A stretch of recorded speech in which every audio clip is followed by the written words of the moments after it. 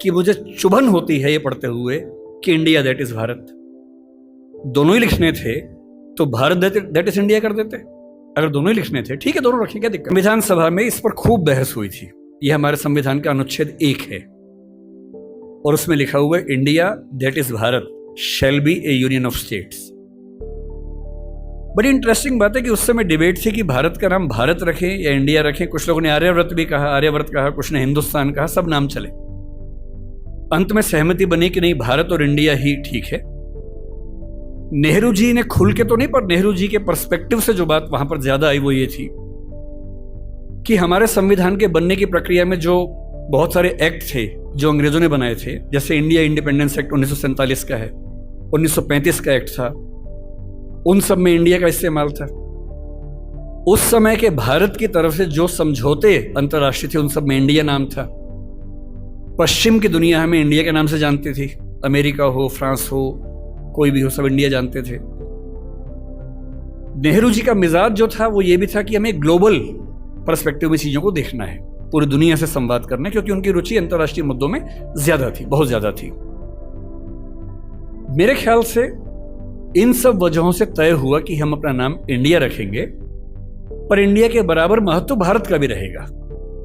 तो लिखा गया India that is Bharat. India जो कि भारत है, राज्यों का एक संघ होगा। 4 दिन पहले की बात है, मैं हॉलैंड में एक टैक्सी में बैठा हुआ था। इंटरेस्टिंग बात सोच के देखिए, टैक्सी का ड्राइवर मोरक्को का रहने वाला था। उसको जैसे ही पता लगा मैं भारत से हूं, उसने मुझसे यही सवाल पूछा। उसने कहा कि यू आर फ्रॉम इंडिया? मैंने कहा yes. We are listening to a debate India और Bharat, what do you think? मैं बड़ा चकित कि ये मोरक्को का आदमी हॉलैंड में रहता है, इसके मन में ये सवाल आ रहा है। तो मैंने कहा कि ये तो राजनीतिक कारणों से हुआ है, लेकिन बात अपने आप में सही है। मैंने कहा जैसे बॉम्बे मुंबई हुआ, मुझे खुशी हुई, क्योंकि मुंबई की आबादी के लिए मुंबई में जो मजा है वो बॉम्बे में नहीं है। बॉम्बे तो अंग्रेजों ने नाम दिया था। कोलकाता को कैलकाटा अंग्रेजों ने किया, तो बंगाल के लोगों ने कोलकाता कर दिया उसको।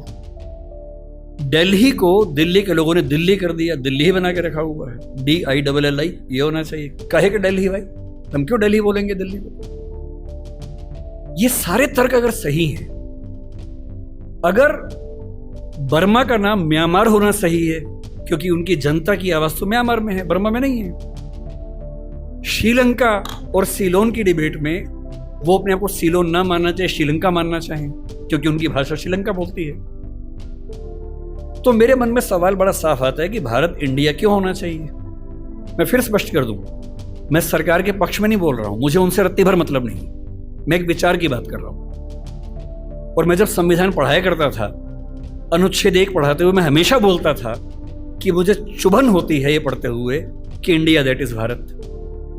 दोनों ही लिखने थे तो भारत दैट इज इंडिया कर देते। अगर दोनों ही लिखने थे ठीक है, दोनों रखें, क्या दिक्कत है। इंटरेस्टिंग बात इसके बाद है, मोरक्को के उस ड्राइवर ने उसके बाद पता है क्या कहा, हिंदी में अगर बताऊं, बोले अच्छा ये मामला है, अब समझ में आया। फिर बोले कि बड़ी इंटरेस्टिंग बात है, हमारा नाम मोरक्को पड़ गया फ्रेंच लोगों की वजह से। मोरक्को के लोग मोरक्को को मगरिब बोलते हैं। और जब मैं सऊदी अरबिया गया, सऊदी अरब के लोगों ने मुझसे पूछा कहां से आए हो, मैंने कहा मोरक्को। उन्होंने इस भाव से देखा कि मैं पागल हूं, बोले नहीं, मगरिब से आए हो। अगर मगरिब की आबादी खुद को मगरिब कह के खुश है, तो उसे फ्रेंच लोगों की वजह से मोरक्को क्यों कहा जाए? इंडिया शब्द वेस्ट ने दिया और बुरे भाव से दिया।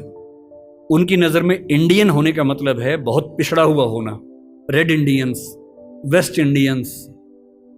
तो आज ये क्यों हुआ?